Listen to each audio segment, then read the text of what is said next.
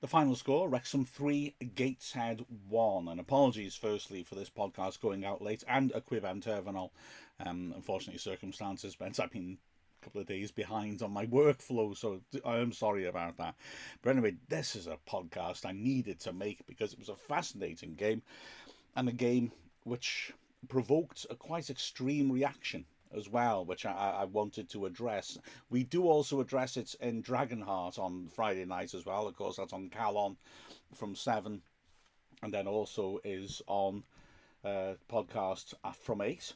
But I want to have a chat about that too. But basically, Wrexham came in with Callum McFadden replacing Jacob Mondi, who took a knock on Saturday. And apart from that, the team remained intact against the Gateshead side, who had some peculiar form coming into this match. They'd had 3 very tough games to start the season and had performed admirably to draw in all of them. Then had what on paper looked like 2 easier games and lost them both. So coming into this match, well, it was interesting to see just how they settled in. Well, catastrophically for the first 20 minutes, to be honest. Gateshead, by the end of the game, deserved all sorts of plaudits. But in the first 20, oh dear, I don't know. Rabbit in front of the headlights, perhaps. Some people suggest that to me. It did look like they were completely outmatched, if I'm honest, in the first 20 minutes. They lost the ball constantly in their own half. They were put under pressure and cracked much too easily. And individually, the defenders, once they got isolated against Wrexham's attacking players, just didn't seem to be able to stop them. A number of times, Mullen and Palmer got past people very easily. Must have given Mike Williamson nightmares, the Gateshead player manager. However, they would recover. But anyway, let's get to that start of the match. That opening 20 minutes, with one exception, was all about Wrexham charging forwards. Indeed, Wrexham scored after 87 seconds. Not bad. And that was the third chance, well, maybe fourth chance, I suppose, strictly speaking, we had to score, which shows just how we started off. Straight from the kick-off, Wrexham charging down the left. Mullin isolated the centre-back Story, who had a very unhappy half hour at the racecourse. He turned him and was pulled down for a free kick. I mean, it was about a foot outside the box on the left flank. And although, please don't get me wrong, I don't think it was a red card, and I can't imagine a referee giving a red card for it the way the rules were interpreted, I do think you could make a case for saying that Mullin was past the last defender. He was in a very tight situation. But let's be honest, Mullin, 10 yards out and wide, is going to come in and get a shot off at the goalkeeper. So, very lucky Story not to get a card. He would exhaust that luck very, very swiftly. From the free kick, a little bit of a surprise, Mullin took it. Drove a good shot in round the wall, which on the highlights didn't look too dramatic. But I can promise you, from the other side, he hit that on target. The keeper wasn't expecting it. A defender got across to get a block on about 3 yards out. Otherwise, I think that would have been a goal. Anyway, went for a corner. The corner was swept in to the near post. The defender got up and flicked it across the face of his goal. Tozer was lurking beyond the far post, headed it back in there. Palmer had a challenge. It eventually dropped for Mullin about 7 yards out, and he hit a shot which was really well blocked, and the ball ricocheted to Tozer on the right-hand side. He was still lurking beyond that far post, and he just decided to smash it back in as hard as he could. He blasted it in. It hit Tinkler and deflected past the goalkeeper, who made a brave effort to get there but had no real chance. Wrexham ahead after 87 seconds. Now then, that exception I mentioned early to the first 20, Gateshead did give us a little taste of what was to come. They were trying to get the ball down and break quickly. They had pace up front and the ambition to make it pay off. And they did get a good chance after 4 minutes. Campbell, always dangerous, carrying it forwards, feeding Allen in the right channel. And he cut inside and drove a good shot across Howard, who did well to get down low to his right and smother. But then Wrexham were right back on the front foot. I mean, honestly, the first 20 minutes were sensational to watch. Commentating on it, I was exhausted after a quarter of an hour, I tell you. But Wrexham really were fast on the break, aggressive, and terrifically threatening. Every time Wrexham got the ball, you felt they were going to score. In the 10th minute, it became 2-0. Luke Young made a good tackle on the left flank. Jordan Davis has an excellent ball down the left-hand side. And Palmer chased it and decided, as Mullen bust a gut to get into the middle, that he'd have a go himself. He cut back and made an excellent meandering run back out from the corner flag to the edge of the area, where he cut inside and drove a shot, and that was where he got a bit lucky, although to be fair, I think he earned his luck.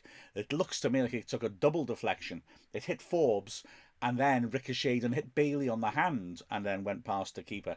Langley, who was on loan from Newcastle, was very impressive in goal. Poor bloke, 2 deflections, giving him no chance. And Wrexham were 2 up. And for a while continued to maintain that control, but slowly, Gateshead brought themselves back into it. The chances started to dry up for Wrexham, although the threat remained. And then Gateshead had a double incident that led to them being able to grab a goal back. It started off with Langley, the keeper, hitting a good long pass. There was danger in the penalty area. Wrexham snuffed it out, but then Ford on the right side of the box tried to be cute and dribbled his way out and was tackled by Campbell. The ball fell to Allen, who drove in a shot from about 15 yards, took a deflection and went just wide of the left post. Wrexham lucky not to shoot themselves in the foot there. But it was only a temporary reprieve because the corner came into the near post. Bailey had managed to get ball side of Hayden and stooped. And to be fair, it made really good contact with a header which went down and then up. Howard has been criticised in some quarters for not keeping it out. I think that's harsh. It's always difficult for a goalkeeper when the headers are down and then bounce up high, because you're setting yourself for what looks like it's going to be a low save, and then suddenly it's going over your shoulder. And it was, like I said, a good header. He got a good amount of contact on that, considering the awkwardness of his body shape. Howard a little unlucky, got good hands to it. If all that had happened a yard across to the right, he probably would have got enough on it to push around the post, but he could only push it into the inside of the side netting. And Gateshead were back in it. But it looked like everything was over again 4 minutes later, because on the half-hour mark, Forbes' miserable game ended prematurely. Like I said, in the opening stages, he should have been booked, really, for pulling Mullen back as he was running into the box. I think he benefited from that unspoken convention that referees don't want to show cards early. He then picked up a yellow card. I've got to say, and I'm sorry, but Story he had a stinker. He picked up a yellow card following Mullen to the left flank. Mullen turned him much too easily. He had the beating of him all day long, and so Story grabbed hold of his shirt and pulled him back and got an inevitable yellow card that time. And then on the 30th minute, James Jones won a tackle, fed it to Mullen. Mullen again looked to turn, and Forbes came clattering straight through the back of him. It had to be a second yellow. You could make a case for it being a straight red. Although, I keep calling him Forbes, I think I did in the commentary. Story, I'll stick up for him and say, I don't think he intended it. If you look closely, I think he slips just as he gets close to Mullen. I think he did intend to hit him, but not as hard or as violently from behind as he did. But the rules don't make allowance for that. As far as the rules are concerned, he was out of control, which means you could get a straight red. Anyway, he was given a second yellow instead. And I did say in commentary at the time that although playing against 10 men ought to be an advantage, I felt it was a bit of a shame in the way that Forbes went off, because he'd had such a stinker. I was kind of hoping he'd stay on. And to be frank, with 10 men, Gateshead ups the ante. And this is where I really want to praise Gateshead and say, for people who are a bit uncertain about Wrexham's performance, remember there's 2 teams in a football match. I mean, I don't want to sound patronising, but goodness me. Gateshead were magnificent. I thought they were magnificent, firstly, just for the guts that they had. I mean, they'd been completely blown out of the water for 20 minutes. They'd just started to get their equilibrium back. But knowing what we could do to their defence and knowing they were a man short, it took a lot of bravery to come at us like they did. But they did. There was no covering themselves up and protecting themselves. They tore at us. They were committed to passing out from the back, and were brave enough to keep with that. It helped that Langley was superb at the ball to feed the goalkeeper. And they did very, very well. I think maybe Wrexham's pressing could have been a bit more thought out in some ways. We had Mullen and Palmer lurking on the edge of the box for every goal kick. They'd charge in, and Langley didn't care. Langley would get them both very close to him before passing it out. And of course, by doing that, he's immediately eliminated 2 players out of our press. Jordan Davis was spotting this and was stepping up to join the press, but nobody else was. So usually Ollie, the playmaker, who was excellent in midfield, would be dropping off. Davis would go with him to pressure him, but Ollie was calm enough on the ball to hold him off. And he also knew, because Gateshead would drop off their fullbacks, that he had a square pass either side, and Wrexham weren't picking those players up. So we didn't press as a unit. We had 3 men pressing, but no more than that. So Ollie could pop it square either way, and we would be. They've got through our press and eliminated 3 of our players in the process. So it'll be interesting to see if Wrexham commit more to that sort of pressing against Dorking, who also likes to pass out from the back. But hey, that's for the future. So yeah, going forwards then, having done that, they were hitting their forwards. Some, again, nice little 45-degree round the corner passes to create angles, to get in behind the space the wing backs were leaving on the flanks, and they had the pace to capitalise, and they played ever so well. It's quite surprising then to report that even though Gateshead had us really on the back foot in the last 15 minutes of the half, they actually didn't really carve out any proper chances. Howard made a lot of good saves, but not during this period, so we managed to defend them okay. The crowd were unhappy though. The crowd became very split. Some fans, seeing the team were in trouble, were really making great noise, backing them up and trying to egg them on. But it felt to me like behind Howard's goal, the support was united. They were making a lot of positive noise, but in the side stands, there was a real edginess about the fans. Not all of them, I'd say probably a majority were positive, but there was a real edginess about a lot of people, and sort of quite critical, unwarranted, I think, sort of noise coming from them. That did put them under a bit of pressure. Wrexham did carve out a chance, actually, in the last minute of the half. A good chance, too. Davis with a good break down the left. He pulled it back.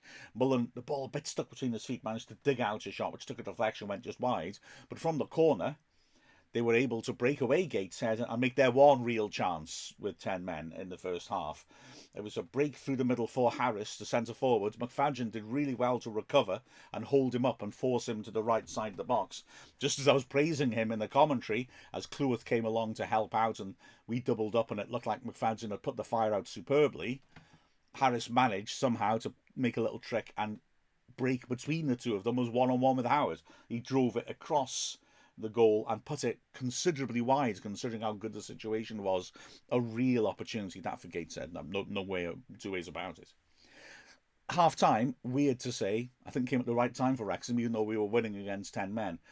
And Phil Parkinson has said afterwards that he sat the team down and just reminded them of what our principles are, because although the crowd were very impatient, they seemed to expect us to have a sort of divine rights to just tear a 10-man team apart. We had been a bit hurried with our passing, maybe trying to get at them too quickly, and were squandering possession. One of the best things to do usually against 10 men is keep that possession, work the ball around and make them do all the running. And Parkinson reminded the team that that's the game plan in the first place. And so Wrexham came out a lot more settled for the second half. And as well, to be honest, Gateshead came out, and maybe partly because of Wrexham's approach, maybe partly because Mike Williamson probably told them to be a bit more careful, because they could leave the back door open. They seemed a little more conservative. And to be perfectly frank, Gateshead created very little until it went to 3-1. The second half, to me, looked nice and controlled from Wrexham. We worked the ball around well. The only thing that was missing until late on was the third goal. But there wasn't much threat from Gateshead. They defended a bit deeper, and we moved the ball around nicely, trying to make chances. The first chance came when a corner was half cleared. Mullen swung a lovely floated ball back beyond the far post, and Cleworth headed towards goal. It was well held by Langley, although I think Cleworth might feel he could have made better contact with us. He sort of ducked under it a bit and just flicked his head up, and it didn't have a huge amount of pace. Langley also had to save Lowdown from his right from a young shot before McFadden did well again, winning the ball, breaking through the middle of the pitch excitingly, and then feeding Mullen down the right channel, who could have opted to cross, but decided to hit an ambitious shot from just outside the box that went well over. He wasn't playing the percentages, but to be fair, Mullen scores a lot of goals because sometimes he does things like that. A couple of minutes later came Gateshead's best chance until they went 3-1 down, really. Bailey feeding a good ball in down that channel behind Hayden, and Harris in on goal. This time hit the target well, smashing it across Howard, who did well to lunge to his left and tip it round the post. It was a cracking save, although actually he would make a similar one of even higher quality later on. Wrexham were getting a little frustrated. It's still 2-1, still that slight danger of an equaliser, even though they look pretty much in control. Started to make changes. James Jones, who as ever had really worked hard, came off, and Elliot Lee came on in a game that looked like it would probably suit him to try and find space between the lines, and it did, because he again made an impact off the bench. Mondi as well came on for McFadden. I'm going to have to ask Phil Parkinson about the wing back substitution thing. He does it a lot. Anyway, the change worked because Lee started to influence things, drifting off to the left and putting some lovely balls in. He had a glorious through pass to put Mullen 1-1 with the keeper, and Mullen would have been so frustrated that his first touch for once was poor and the ball just bounced away from him. That was a great chance. And then a couple of minutes later, Lee was involved again. He, Palmer and Mondi combining well on the left-hand side before Mondi drove behind the defence and smashed a powerful cross across the face of goal. Sadly for Wrexham, too powerful for anyone to get to. A couple of minutes later, and Lee was at it again. Fabulous skills, reminiscent of what he did recently. On the left side of the box, twisting and turning until the defender was dizzy and chipping in.